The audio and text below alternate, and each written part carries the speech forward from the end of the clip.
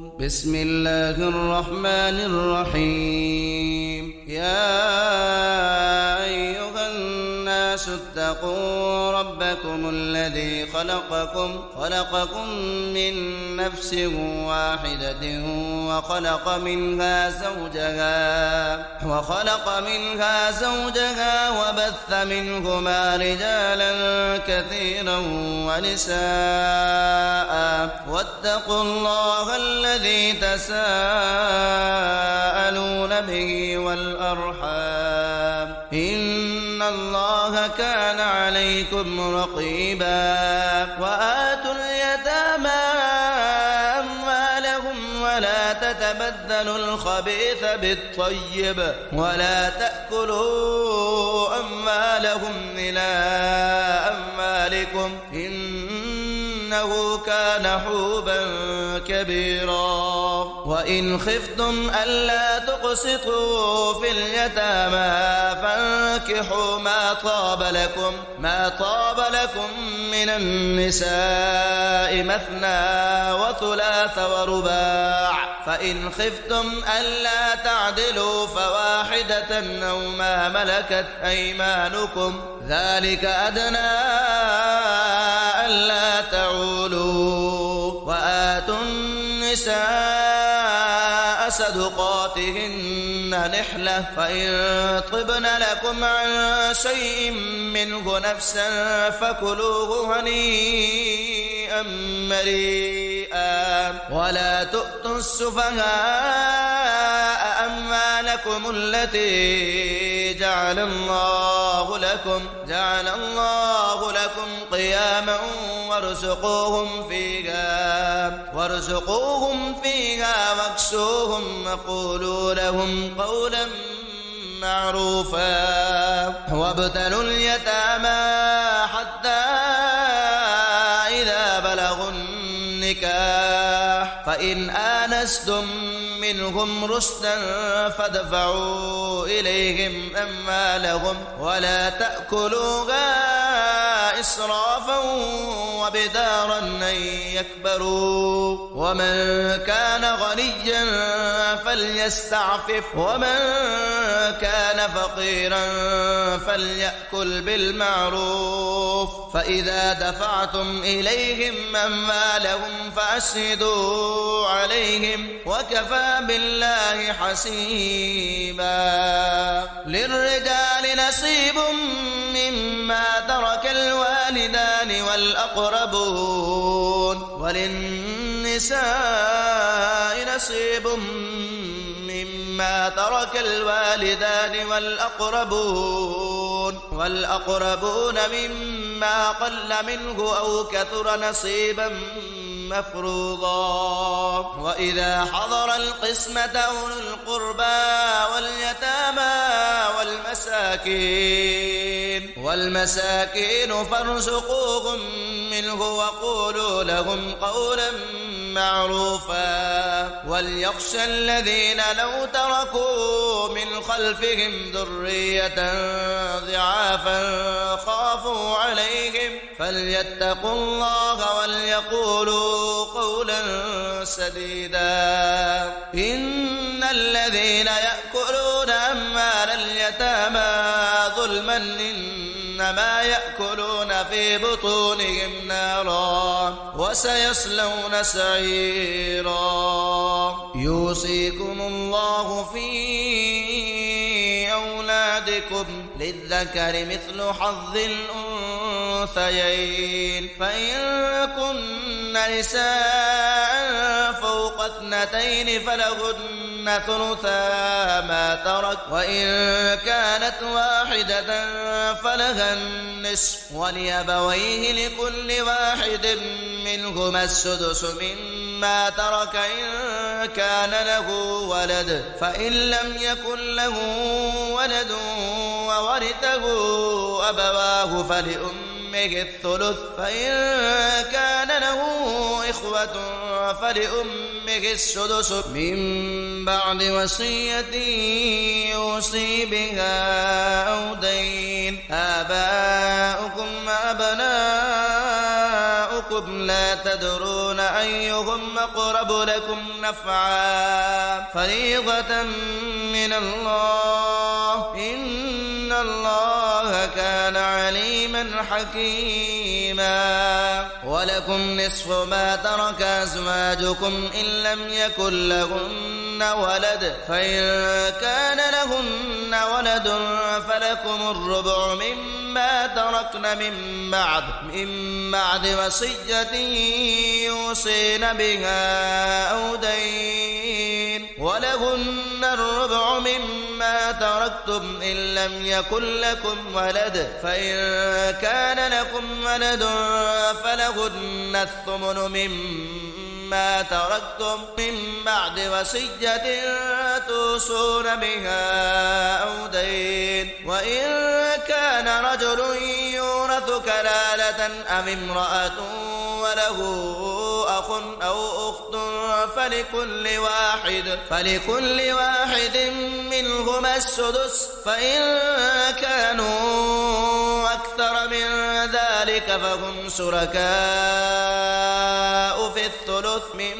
بعد وصية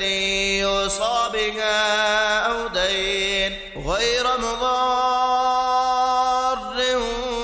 وصية من الله والله عليم حليم. تلك حدود الله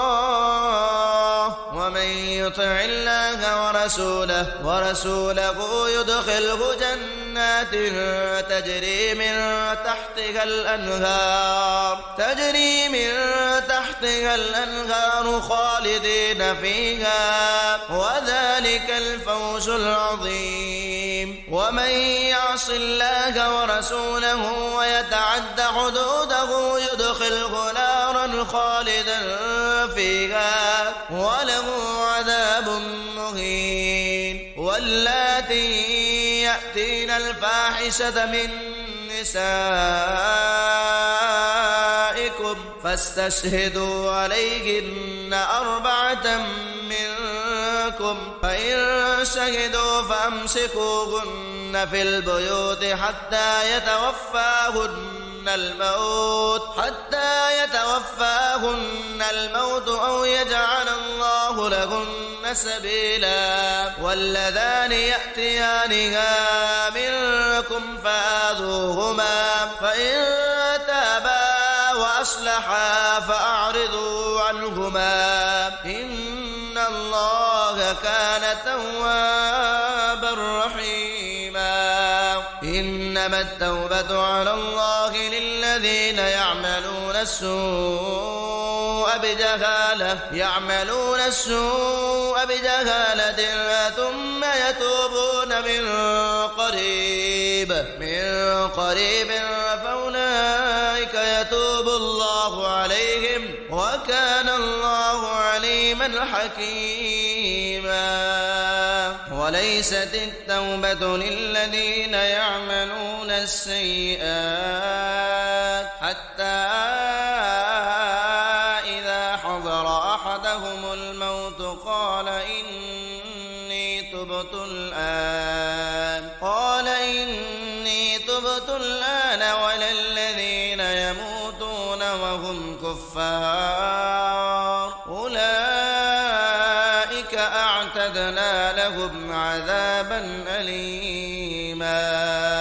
يا أيها الذين آمنوا لا يحل لكم أن ترثوا النساء كرها ولا تعضلوهن لتذهبوا ببعض ما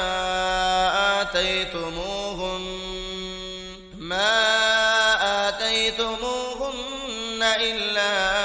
أن يأتين بفاحشة مبينة وعاشروهن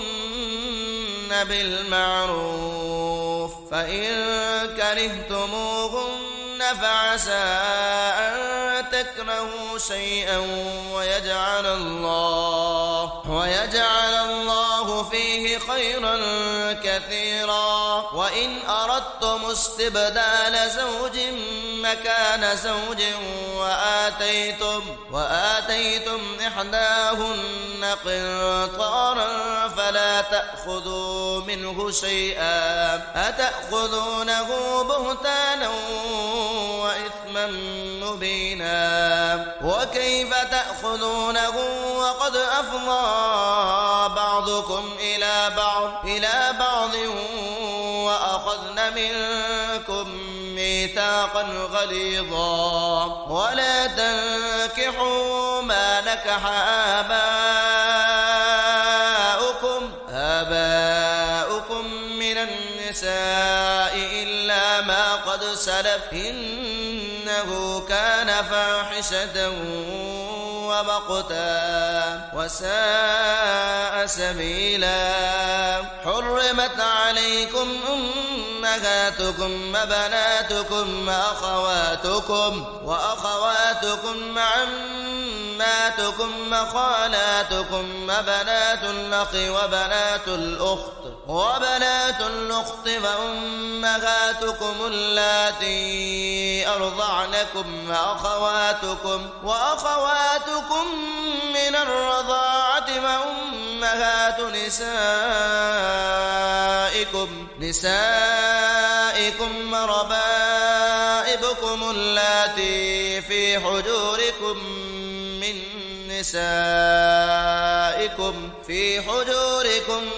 من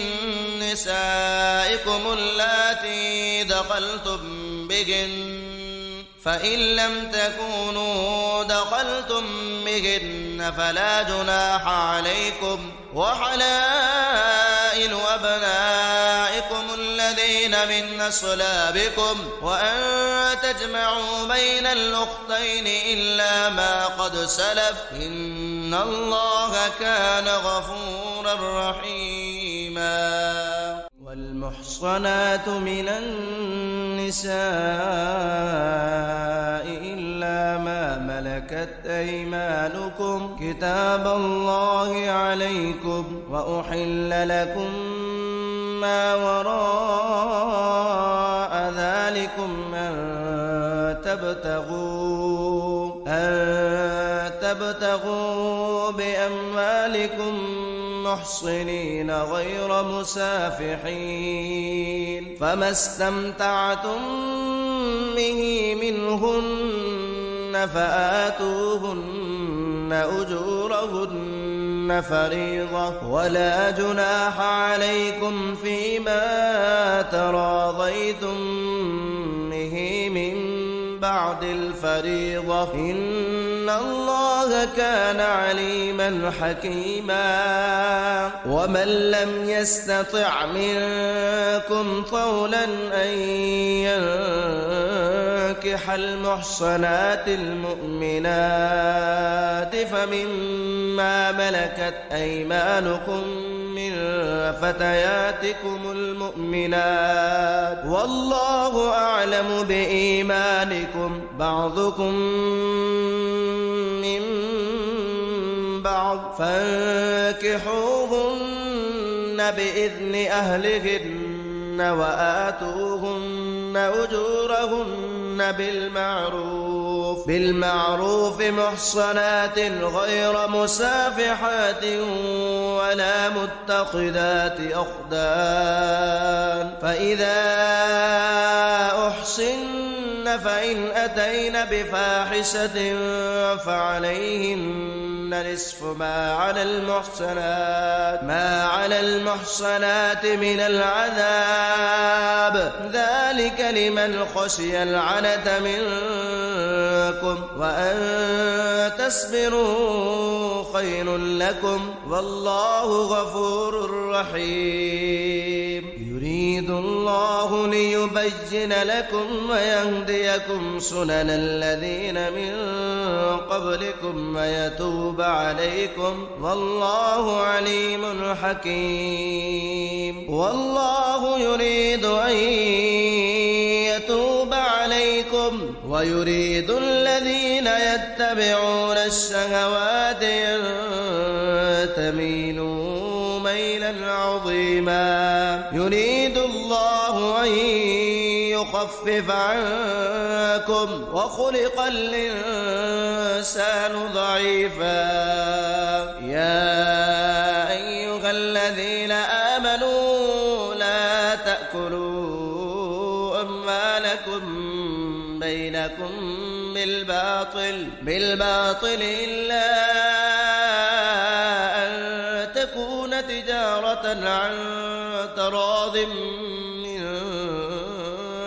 ولا تقتلوا أنفسكم إن الله كان بكم رحيما ومن يفعل ذلك عدوانا وظلما فسوف نصليه نارا وكان ذلك على الله يسيرا إن تجتنبوا كبائر ما تنهون عنه نكفر عنكم سيئاتكم وندخلكم مدخلا كريما ولا تتمنوا ما فضل الله به بعضكم على بعض للرجال نصيب مما اكتسبوا وللنساء نصيب مما اكتسبن واسألوا الله من فضله إن الله كان بكل شيء عليما ولكل جعلنا موالي مما ترك الوالدان والأقربون والذين عقدت أيمانكم فآتوهم نصيبهم إن الله كان على كل شيء شهيدا الرجال قوامون على النساء بما فضل الله بعضهم على بعض وبما أنفقوا من أموالهم فالصالحات قانتات حافظات للغيب بما حفظ الله واللاتي تخافون نشوزهن فعظوهن واهجروهن في المضاجع واضربوهن فإن أطعنكم فلا تبغوا عليهن سبيلا إن الله كان عليا كبيرا وإن خفتم شقاق بينهما فابعثوا حكما من أهله وحكما من أهلها إن يريدا إصلاحا يوفق الله بينهما إن الله كان عليما خبيرا واعبدوا الله ولا تشركوا به شيئا وبالوالدين إحسانا وبذي القربى واليتامى والمساكين والجار ذي القربى والجار الجنب والصاحب بالجنب وابن السبيل وما ملكت أيمانكم إن الله لا يحب من كان مختالا فخورا الذين يبخلون ويأمرون الناس بالبخل ويكتمون ما آتاهم الله من فضله وأعتدنا للكافرين عذابا مهينا والذين ينفقون أموالهم رئاء الناس ولا يؤمنون بالله ولا باليوم الآخر ومن يكن الشيطان له قرينا فساء قرينا وماذا عليهم لو آمنوا بالله واليوم الآخر وأنفقوا مما رزقهم الله وكان الله بهم عليما إن الله لا يظلم مثقال ذرة وإن تك حسنة يضاعفها ويؤت من لدنه أجرا عظيما فكيف إذا جئنا من كل أمة بشهيد وجئنا بك على هؤلاء شهيدا يومئذ يود الذين كفروا وعصوا الرسول لو تسوى بهم الأرض ولا يكتمون الله حديثا يا أيها الذين آمنوا لا تقربوا الصلاة وأنتم سكارى حتى تعلموا ما تقولون ولا جنبا إلا عابري سبيل حتى تغتسلوا وإن كنتم مرضى أو على سفر أو جاء أحد منكم من الغائط أو لامستم النساء فلم تجدوا ماء فتيمموا صعيدا طيبا فامسحوا بوجوهكم وأيديكم إن الله كان عفوا غفورا ألم تر إلى الذين أوتوا نصيبا من الكتاب يشترون الضلالة ويريدون أن تضلوا السبيل والله أعلم بأعدائكم وكفى بالله وليا وكفى بالله نصيرا من الذين هادوا يحرفون الكلم عن مواضعه ويقولون سمعنا وعصينا واسمع غير مسمع وراعنا ليا بألسنتهم وطعنا في الدين ولو أنهم قالوا سمعنا وأطعنا واسمع وانظرنا لكان خيرا لهم وأقوم ولكن لعنهم الله بكفرهم فلا يؤمنون إلا قليلا يا أيها الذين أوتوا الكتاب آمنوا بما نزلنا مصدقا لما معكم من قبل أن نطمس وجوها فنردها على أدبارها أو نلعنهم كما لعنا أصحاب السبت وكان أمر الله مفعولا إن الله لا يغفر أن يشرك به ويغفر ما دون ذلك لمن يشاء ومن يشرك بالله فقد افترى إثما عظيما ألم تر إلى الذين يزكون أنفسهم بل الله يزكي من يشاء ولا يظلمون فتيلا انظر كيف يفترون على الله الكذب وكفى به إثما مبينا ألم تر إلى الذين أوتوا نصيبا من الكتاب يؤمنون بالجبت والطاغوت ويقولون للذين كفروا هؤلاء أهدى من الذين آمنوا سبيلا أولئك الذين لعنهم الله ومن يلعن الله فلن تجد له نصيرا أم لهم نصيب من الملك فإذا لا يؤتون الناس نقيرا أم يحسدون الناس على ما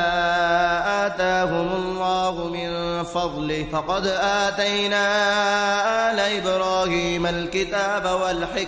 والحكمة وآتيناهم ملكا عظيما فمنهم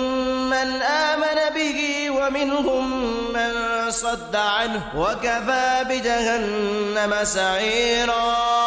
إن الذين كفروا بآياتنا سوف نصليهم نارا كلما نضجت جلودهم بدلناهم جلودا غيرها ليذوقوا العذاب إن الله كان عزيزا حكيما والذين آمنوا وعملوا الصالحات سندخلهم جنات تجري من تحتها الأنهار خالدين فيها أبدا لهم فيها أزواج مطهرة وندخلهم ظلا ظليلا إن الله يأمركم أن تؤدوا الأمانات إلى أهلها وإذا حكمتم بين الناس أن تحكموا بالعدل إن الله نعما يعظكم به إن الله كان سميعا بصيرا يا أيها الذين آمنوا أطيعوا الله وأطيعوا الرسول وأولي الأمر منكم فإن تنازعتم في شيء فردوه إلى الله والرسول إن كنتم تؤمنون بالله واليوم الآخر ذلك خير وأحسن تأويلا ألم تر إلى الذين يزعمون أنهم آمنوا بما أنزل إليك وما أنزل من قبلك يريدون أن يتحاكموا إلى الطاغوت فقد أمروا أن يكفروا به ويريد الشيطان أن يضلهم ضلالا بعيدا وإذا قيل لهم تعالوا إلى ما أنزل الله وإلى الرسول رأيت المنافقين يصدون عنك صدودا فكيف إذا أصابتهم مصيبة بما قدمت أيديهم ثم جاءوك يحلفون بالله إن أردنا إلا إحسانا وتوفيقا أولئك الذين يعلم الله ما في قلوبهم فأعرض عنهم وعظهم وقل لهم في أنفسهم قولا بليغا وما أرسلنا من رسول إلا ليطاع بإذن الله ولو أنهم إذ ظلموا أنفسهم جاءوك فاستغفروا الله واستغفر لهم الرسول لوجدوا الله توابا رحيما فلا وربك لا يؤمنون حتى يحكموك فيما شجر بينهم ثم لا يجدوا في أنفسهم حرجا مما قضيت ويسلموا تسليما ولو أنا كتبنا عليهم أن اقتلوا أنفسكم أو اخرجوا من دياركم ما فعلوه إلا قليل منهم ولو أنهم فعلوا ما يوعظون به لكان خيرا لهم وأشد تثبيتا وإذا لآتيناهم من لدنا أجرا عظيما ولهديناهم صراطا مستقيما ومن يطع الله والرسول فأولئك مع الذين أنعم الله عليهم من النبيين والصديقين والشهداء والصالحين وحسن أولئك رفيقا ذلك الفضل من الله وكفى بالله عليما يا أيها الذين آمنوا خذوا حذركم رزقكم فانفروا ثبات أم انفروا جميعا وإن منكم لمن ليبطئن فإن أصابتكم مصيبة قال قد أنعم الله علي إذ لم أكن معهم شهيدا ولئن أصابكم فضل من الله ليقولن كأن لم تكن بينكم وبينه مودة يا ليتني كنت معهم فافوز فوزا عظيما فليقاتل في سبيل الله الذين يشرون الحياة الدنيا بالآخرة ومن يقاتل في سبيل الله فيقتل أو يغلب فسوف نؤتيه أجرا عظيما وما لكم لا تقاتلون في سبيل الله والمستضعفين من الرجال والنساء والولدان الذين يقولون ربنا أخرجنا من هذه القرية الظالم أهلها واجعل لنا من لدنك وليا واجعل لنا من لدنك نصيرا الذين آمنوا يقاتلون في سبيل الله والذين كفروا يقاتلون في سبيل الطاغوت فقاتلوا أولياء الشيطان إن كيد الشيطان كان ضعيفا ألم تر إلى الذين قيل لهم كفوا أيديكم وأقيموا الصلاة وآتوا الزكاة فلما كتب عليهم القتال إذا فريق منهم يخشون الناس كخشية الله أو أشد خشية وقالوا ربنا لم كتبت علينا القتال لولا أخرتنا إلى أجل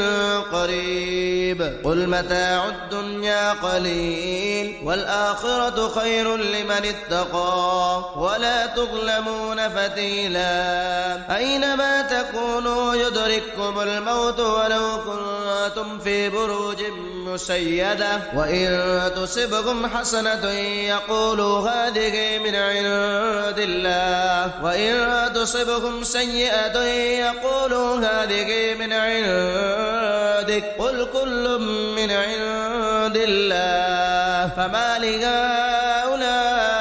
القوم لا يكادون يفقهون حديثا ما أصابك من حسنة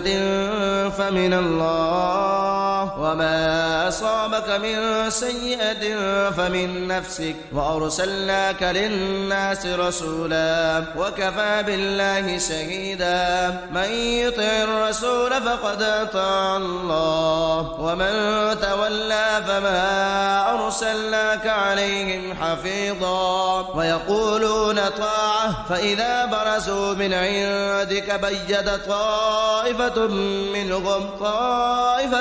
منهم غير الذي تقول والله يكتب ما يبيتون فأعرض عنهم وتوكل على الله وكفى بالله وكيلا أفلا يتدبرون القرآن ولو كان من عند غير الله لوجدوا فيه اختلافا كثيرا وإذا جاءهم أمر من الأمن أو الخوف أذاعوا به ولو ردوه إلى الرسول وإلى أولي الأمر منهم لعلمه الذين يستنبطونه منهم ولولا فضل الله عليكم ورحمته لاتبعتم الشيطان إلا قليلا فقاتل في سبيل الله لا لا تكلف إلا نفسك وحرض المؤمنين عسى الله أن يكف بأس الذين كفروا والله أشد بأسا وأشد تنكيلا من يشفع شفاعة حسنة يكن له نصيب منها ومن يشفع شفاعة سيئة يكن له كفل منها وكان الله على كل شيء مقيتا وإذا حييتم بتحية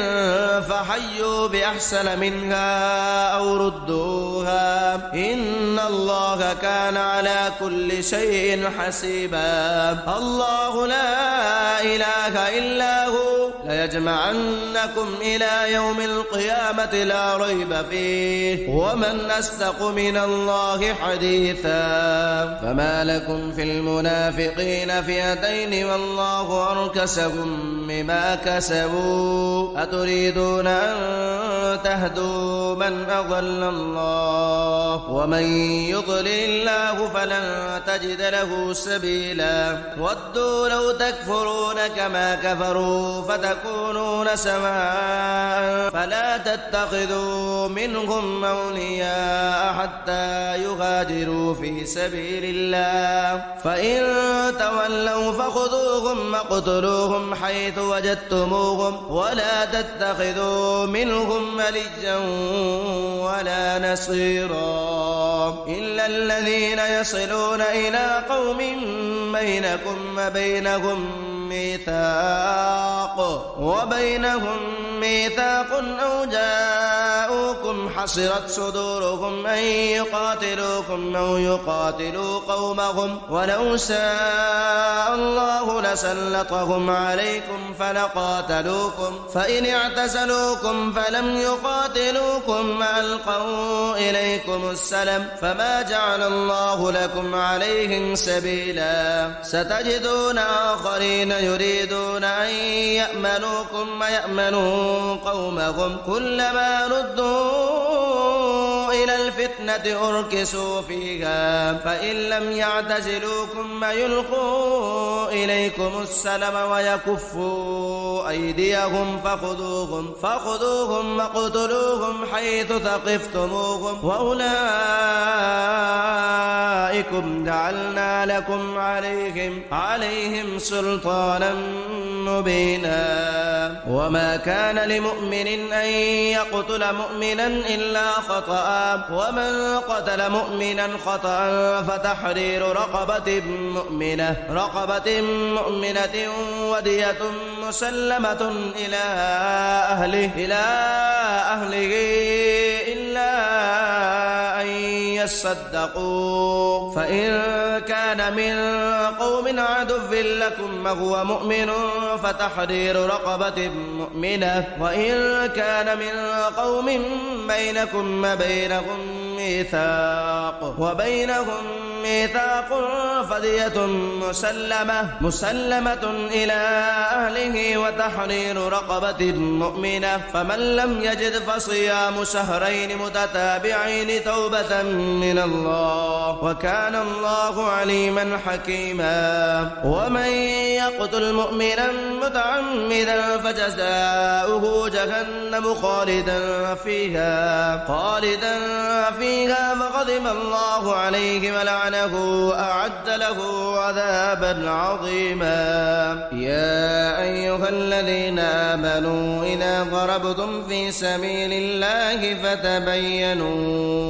فتبينوا ولا تقولوا لمن ألقى إليكم السلام لست مؤمنا تبتغون عرض الحياة الدنيا فعند الله مغانم كثيرة كذلك كنتم من قبل فمن الله عليكم فتبينوا إن الله كان بما تعملون خبيرا لا يستوي القاعدون من المؤمنين غير أولي الضرر والمجاهدون في سبيل الله بأموالهم وأنفسهم. فضل الله المجاهدين بأموالهم وأنفسهم على القاعدين درجة وكلا وعد الله الحسنى. وفضل الله المجاهدين على القاعدين أجرا عظيما درجات منه ومغفرة ورحمة وكان الله غفورا رحيما. إن الذين توفاهم الملائكة ظالمي أنفسهم قالوا فيما كنتم قالوا كنا مستضعفين في الأرض قالوا ألم تكن أرض الله واسعة فتهاجروا فيها فأولئك مأواهم جهنم وساءت مصيرا. إلا المستضعفين من الرجال والنساء والولدان لا يستطيعون حيلة ولا يهتدون سبيلا فأولئك عسى الله أن يعفو عنهم وكان الله عفوا غفورا. ومن يهاجر في سبيل الله يجد في الأرض مراغما كثيرا وسعة ومن يخرج من بيته مهاجرا إلى الله ورسوله ثم يدركه الموت فقد وقع أجره على الله وكان الله غفورا رحيما. وإذا ضربتم في الأرض فليس عليكم جناح أن تقصروا من الصلاة إن خفتم أن يفتنكم الذين كفروا إن الكافرين كانوا لكم عدوا مبينا. وإذا كنت فيهم فأقمت لهم الصلاة فلتقم طائفة منهم معك وليأخذوا أسلحتهم فإذا سجدوا فليكونوا من ورائكم ولتأت طائفة أخرى لم يصلوا فليصلوا معك وليأخذوا حذرهم أسلحتهم ود الذين كفروا لو تغفلون عن أسلحتكم وأمتعتكم فيميلون عليكم ميلة واحدة ولا جناح عليكم إن كان بكم أذى من مطر أو كنتم مرضى أن تضعوا أسلحتكم وخذوا حذركم إن الله أعد للكافرين عذابا مهينا. فإذا قضيتم الصلاة فاذكروا الله قياما وقعودا وعلى جنوبكم فإذا اطمأننتم فأقيموا الصلاة إن الصلاة كانت على المؤمنين كتابا موقوتا. ولا تهنوا في ابتغاء القوم إن تكونوا تألمون فإنهم يألمون كما تألمون وترجون من الله ما لا يرجون وكان الله عليما حكيما. إنا أنزلنا إليك الكتاب بالحق لتحكم بين الناس بما أراك الله ولا تكن للخائنين خصيما واستغفر الله إن الله كان غفورا رحيما. ولا تجادل عن الذين يختانون أنفسهم إن الله لا يحب من كان خوانا أثيما. يستخفون من الناس ولا يستخفون من الله وهو معهم إذ يبيتون ما لا يرضى من القول وكان الله بما يعملون محيطا. ها أنتم هؤلاء جادلتم عنهم في الحياة الدنيا فمن يجادل الله عنهم يوم القيامة أم من يكون عليهم وكيلا. ومن يعمل سوءا أو يظلم نفسه ثم يستغفر الله يجد الله غفورا رحيما. ومن يكسب إثما فإنما يكسبه على نفسه وكان الله عليما حكيما. ومن يكسب خطيئة أو إثما ثم يرم به بريئا فقد احتمل بهتانا وإثما مبينا. ولولا فضل الله عليك ورحمته لهمت طائفة منهم من يضلوك وما يضلون إلا أنفسهم وما يضرونك من شيء وأنزل الله عليك الكتاب والحكمة وعلمك ما لم تكن تعلم وكان فضل الله عليك عظيما. لا خير في كثير من نجواهم إلا من أمر بصدقة أو معروف أو إصلاح بين الناس ومن يفعل ذلك ابتغاء مرضات الله فسوف نؤتيه أجرا عظيما. ومن يشاقق الرسول من بعد ما تبين له الهدى ويتبع غير سبيل المؤمنين نوله ما تولى ونصله جهنم وساءت مصيرا. إن الله لا يغفر أن يشرك به ويغفر ما دون ذلك لمن يشاء ومن يشرك بالله فقد ضل ضلالا بعيدا. إن يدعون من دونه إلا إناثا وإن يدعون إلا شيطانا مريدا لعنه الله وقال لأتخذن من عبادك نصيبا مفروضا ولأضلنهم ولأمنينهم ولآمرنهم فليبتكن آذان الأنعام ولآمرنهم فليغيرن خلق الله. ومن يتخذ الشيطان وليا من دون الله فقد خسر خسرانا مبينا. يعدهم ويمنيهم وما يعدهم الشيطان إلا غرورا. أولئك مأواهم جهنم ولا يجدون عنها محيصا. والذين آمنوا وعملوا الصالحات سندخلهم جنات تجري من تحتها الأنهار خالدين فيها أبدا وعد الله حقا ومن أصدق من الله قيلا. ليس بأمانيكم ولا أماني أهل الكتاب من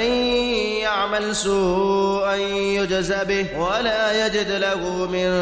دون الله وليا ولا نصيرا. ومن يعمل من الصالحات من ذكر أو أنثى وهو مؤمن فأولئك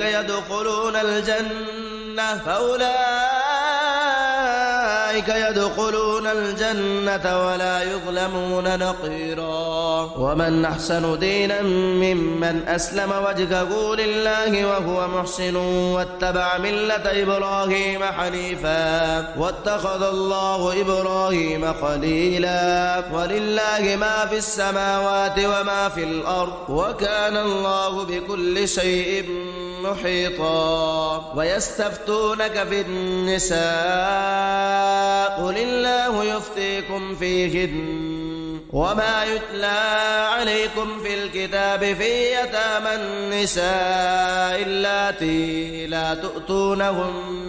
لا تؤتونهن ما كتب لهن وترغبون أن تنكحوهن والمستضعفين من الولدان وأن تقوموا لليتامى بالقسط وما تفعلوا من خير فإن الله كان به عليما. وإن امرأة خافت من بعلها نشوزا أو إعراضا فلا جناح عليهما أن يصلحا بينهما صلحا وأحضرت الأنفس الشح وإن تحسنوا وتتقوا فإن الله كان بما تعملون خبيرا ولن تستطيعوا أن تعدلوا بين النساء ولو حرصتم فلا تميلوا كل الميل فتذروها كالمعلقة وإن تصلحوا وتتقوا فإن الله كان غفورا رحيما وإن يتفرقا يغني الله كلا من سعته وكان الله واسعا حكيما ولله ما في السماوات وما في الأرض ولقد وصينا الذين أوتوا الكتاب من قبلكم وإياكم أن اتقوا الله وإن تكفروا فإن لله ما في السماوات وما في الأرض وكان الله غنيا حميدا ولله ما في السماوات وما في الأرض وكفى بالله وكيلا إن يشأ يذهبكم أيها الناس ويأتي بآخرين وكان الله على ذلك قديرا من كان يريد ثواب الدنيا فعند الله ثواب الدنيا والآخرة وكان الله سميعا بصيرا يا أيها الذين آمنوا كونوا قوامين بالقسط شهداء لله ولو على أنفسكم بالوالدين والأقربين إن يكن غنيا أو فقيرا فالله أولى بهما فلا تتبعوا الهوى أن تعدلوا وإن تلووا أو تعرضوا فإن الله كان بما تعملون خبيرا يا أيها الذين آمنوا بالله ورسوله والكتاب الذي نزل على رسوله والكتاب الذي أنزل من قبل ومن يكفر بالله وملائكته وكتبه ورسله واليوم الآخر فقد ضل ضلالا بعيدا إن الذين آمنوا ثم كفروا ثم آمنوا ثم كفروا ثم ازدادوا كفرا لم يكن الله ليغفر لهم ولا ليهديهم سبيلا بشر المنافقين بأن لهم عذابا أليما الذين يتخذون الكافرين أولياء من دون المؤمنين أيبتغون عندهم العزة فإن العزة لله جميعا وقد نزل عليكم في الكتاب أن إذا سمعتم آيات الله يكفر بها ويستهزأ بها فلا تقعدوا معهم حتى يخوضوا في حديث غيره إنكم إذا مثلهم إن الله جامع المنافقين والكافرين في جهنم جميعا الذين يتربصون بكم فإن كان لكم فتح من الله قالوا ولم نكن معكم وإن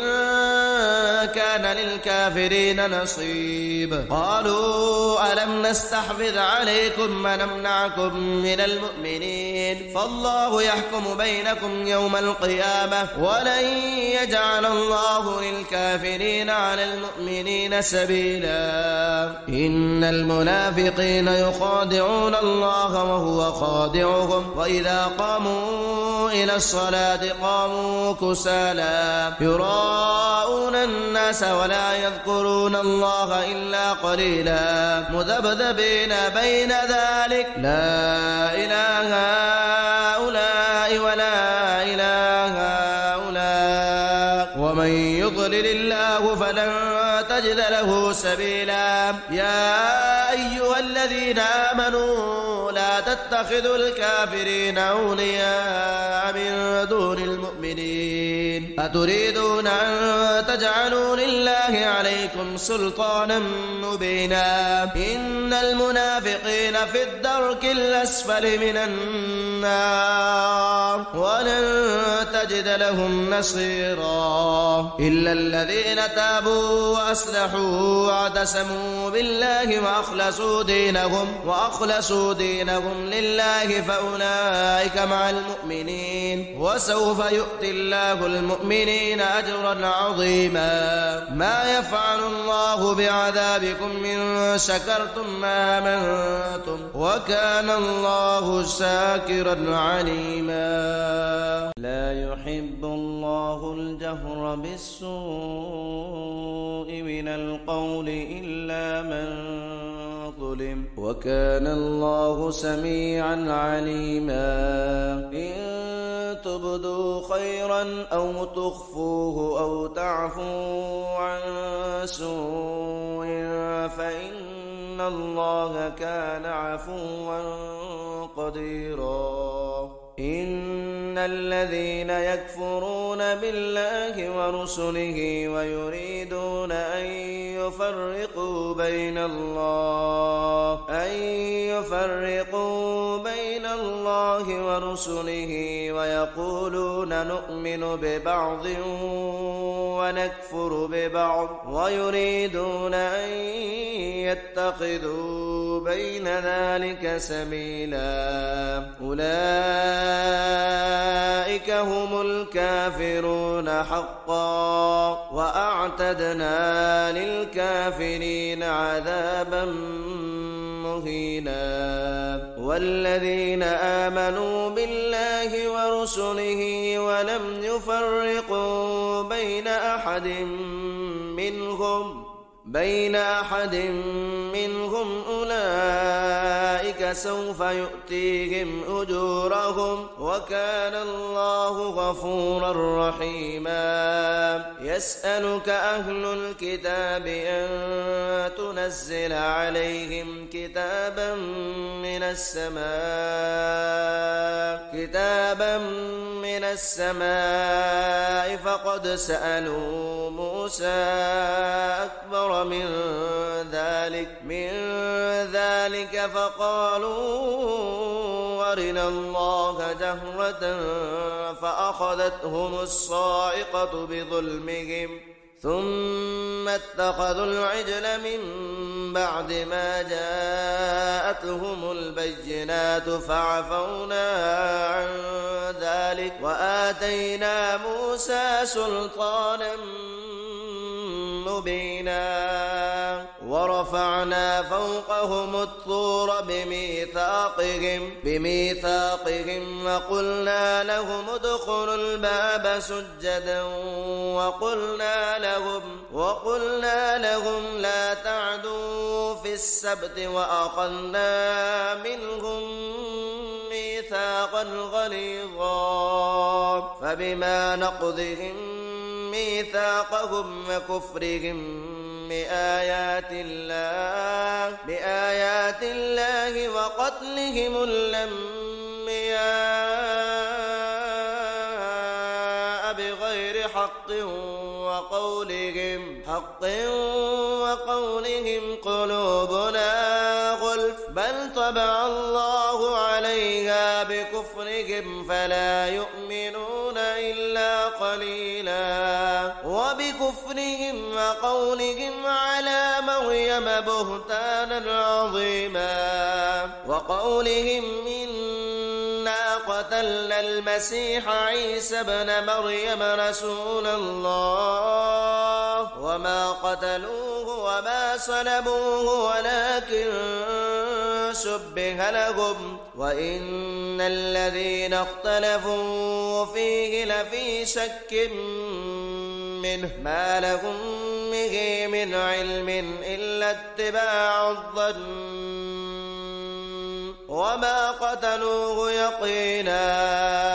بل رفعه الله إليه وكان وكان الله عزيزا حكيما وإن من أهل الكتاب إلا ليؤمنن به قبل موته ويوم القيامة يكون عليهم شهيدا فبظلم من الذين هادوا حرمنا عليهم طيبات أحلت لهم بصدهم عن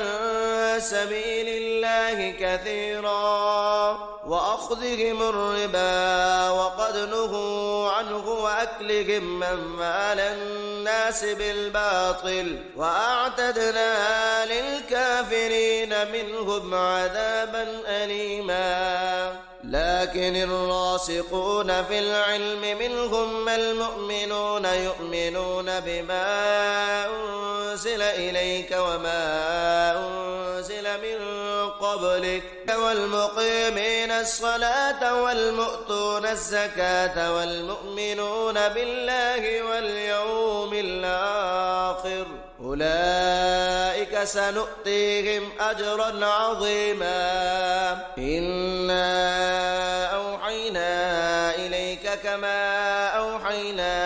إلى نوح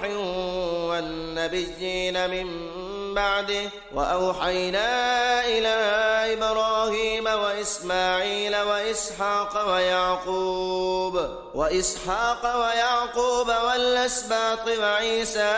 وأيوب ويونس وهارون وسليمان وآتينا داود زبورا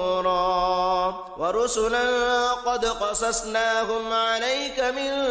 قبل ورسلا لم نقصصهم عليك وكلم الله موسى تكليما رسلا مبشرين ومنذرين لئلا يكون للناس على الله حجة بعد الرسل وكان الله عزيزا حكيما لكن الله يشهد بما أنزل إليك أنزله بعلمه والملائكة يشهدون وكفى بالله شهيدا إن الذين كفروا وصدوا عن سبيل الله قد ضلوا ضلالا بعيدا إن الذين كفروا وظلموا لم يكن الله ليغفر لهم ولا ليهديهم طريقا إلا طريق جهنم خالدين فيها أبدا وكان ذلك على الله يسيرا يا أيها الناس قد جاءكم الرسول بالحق من ربكم فآمنوا خيرا لكم وإن تكفروا فإن لله ما في السماوات والأرض وكان الله عليما حكيما يا أهل الكتاب لا تغلوا في دينكم ولا تقولوا على الله إلا الحق إنما المسيح عيسى ابن مريم رسول الله وكلمته ألقاها إلى مريم وروح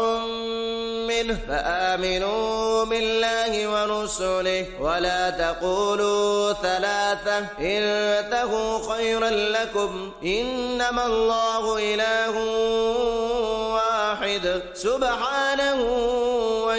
يكون له ولد له ما في السماوات وما في الأرض وكفى بالله وكيلا لن يستنكف المسيح أن يكون عبدا لله ولا الملائكة المقربون ومن يستنكف عن عبادته ويستكبر فسيحشرهم إليه جميعا فأما الذين آمنوا وعملوا الصالحات فيوفيهم أجورهم ويزيدهم من فضله وأما الذين استنكفوا واستكبروا فيعذبهم عذابا أليما ولا يجدون لهم من دون الله وليا ولا نصيرا. يا أيها الناس قد جاءكم برهان من ربكم وأنزلنا إليكم نورا مبينا. فأما الذين آمنوا بالله واعتصموا به فسيدخلهم في رحمة منه وفضل ويهديهم إليه صراطا مستقيما. يستفتونك قل الله يفتيكم في الكلالة إن امرؤ هلك ليس له ولد وله أخت فلها نصف ما ترك وهو يرثها إن لم يكن لها ولد فإن كانت اثنتين فلهما الثلثان مما ترك وإن كانوا إخوة رجالا ونساء فللذكر مثل حظ الأنثيين يبين الله لكم أن تضلوا والله بكل شيء عليم.